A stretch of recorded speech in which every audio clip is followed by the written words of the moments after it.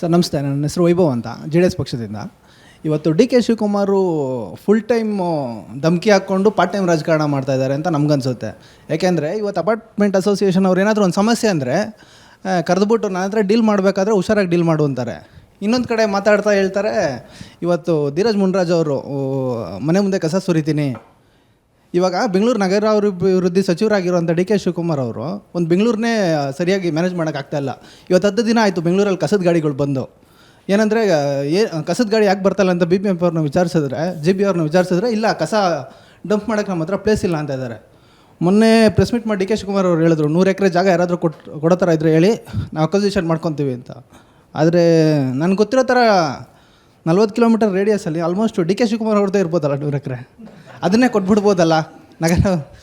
ಅಲ್ಲ, ನೀವು ಹೇಳೋದ್ರಲ್ಲಿ ಒಂದು ನಾನು ನಿಮಗೆ ಅಕ್ಲಾಜ್ಮೆಂಟ್ ಮಾಡ್ತೀನಿ. ಅವರು ಸ್ವಲ್ಪ ಆರ್ಷಾಗಿ ಮಾತಾಡ್ತಾರೆ, ಅದು ಸ್ವಲ್ಪ ಸಾಫ್ಟಾಗಿ ಹೋಗೋದು ಸ್ವಭಾವ ಹಂಗಿದೆ, ಅದು ಸ್ವಭಾವ ಹಂಗಿದೆ. ಬಟ್ ಹಂಗಂತ ನಾವು ಪೊಲಿಟಿಕಲಲ್ಲಿ ಇದ್ದಾಗ ಎಲ್ರಿಗೂ ಬೈಯೋಕ್ಕಾಗಲ್ಲ.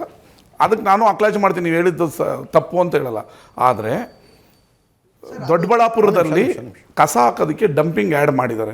ನೀವು ಇಲ್ಲಿ ಕಸ ಹಾಕ್ಬೇಡಿ, ಅಲ್ಲಿ ಹಾಕ್ಬೇಡಿ, ಇಲ್ಲಿ ಹಾಕ್ಬೇಡಿ. ಈ ಬೆಂಗಳೂರು ಕಸ ಎಲ್ಲಾದರೂ ಒಂದು ಕಡೆ ಹಾಕ್ಲೇಬೇಕಲ್ಲ. ಹಣ ರಿಲೀಸ್ ಮಾಡಿದ್ರೆ ಅವ್ರು ಯಾಕೆ ಸರ್ ತಡೀತಾರೆ? ಯಾರು ಯಾವ ಊರಿಗೆ ಹೋಗಿ ಕಸ ಹಾಕ್ತಿರೋ ಆ ಊರಿನ ಅಭಿವೃದ್ಧಿಗೆ ಇಂತಿಷ್ಟು ಕೊಡಬೇಕು ಅಂತ ಇರುತ್ತೆ. ಆ ದುಡ್ಡನ್ನೇ ಹೋಲ್ಡ್ ಅಪ್ ಮಾಡ್ಕೊಂಡಿದ್ದಕ್ಕೆ ಸಮಸ್ಯೆ ಆಗಿದ್ದು. ಅದರ ಜೊತೆಗೆ ಇಂತಿಷ್ಟು ಲಾರಿಗಳು ಪರ್ ಡೇ ಹಾಕಬೇಕು ಅಂತಿರುತ್ತೆ. ಅದಕ್ಕಿಂತ ಹೆಚ್ಚಿನ ಲಾರಿಗಳು ಬಂದಾಗ ಅವರು ವಿರೋಧ ಮಾಡಿದ್ದಾರೆ. ಅದನ್ನು ಇನ್ನೊಂದು ಸ್ವಲ್ಪ ಡಿಪ್ಲೊಮ್ಯಾಟಿಕ್ಕಾಗಿ ಹ್ಯಾಂಡಲ್ ಮಾಡ್ಬೋದಾಗಿತ್ತು. ಮೈಕ್ ಅವ್ರ ಕೈ ಕೊಡಿ. ಡಿ ಕೆ ಶಿವಕುಮಾರ್ CM ಆಗ್ಬಿಟ್ರೆ ತಮ್ಮ ಪಕ್ಷದ ಕಥೆ ಏನಾಗುತ್ತೆ ಅಂತ ಸರ್? ಡಿ ಕೆ ಶಿವಕುಮಾರ್ ಅವ್ರಿಗೆ ಭಯ ಅಲ್ಲ JDSಗೆ ಏನಾದರೂ ಆತಂಕ ಇದೆಯಾ? ಯಾವುದೇ ಆತಂಕ ಇಲ್ಲ. ಡಿ ಕೆ ಶಿವಕುಮಾರ್ ಅವ್ರನ್ನ JDS ಅವರು ಪ್ರಬಲ ವಿರೋಧಿ ಅಂತ ನಾವು ತಗೊಂಡೇ ಇಲ್ಲ.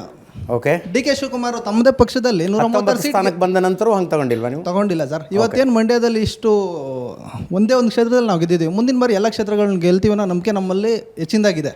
ಡಿ ಕೆ ಶಿವಕುಮಾರ್ ಮುಖ್ಯಮಂತ್ರಿ ಆದರೂ, ಡಿ ಕೆ ಶಿವಕುಮಾರ್ ಮುಖ್ಯಮಂತ್ರಿ ಆದರೂ ಕೂಡ, ಮುಖ್ಯಮಂತ್ರಿ ಆದರೆ ಇನ್ನೂ ಪ್ಲಸ್ ಆಗುತ್ತೆ ನಮಗೆ.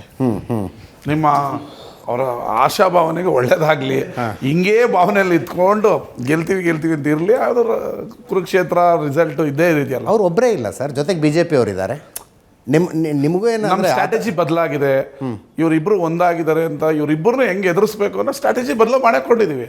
ಆ ಸ್ಟ್ರಾಟಜಿ ಬದಲು ಮಾಡಿಕೊಂಡೆ ಇವ್ರ ಮೇಲೆ ಫೈಟ್ ಮಾಡ್ತಾರದು. ನಾವು ಇವರಿಬ್ಬರು ಒಂದಾದ್ಮೇಲೆ ಎಲ್ಲ ಎಲೆಕ್ಷನ್ ಗೆದ್ದಿದ್ದೀವಿ.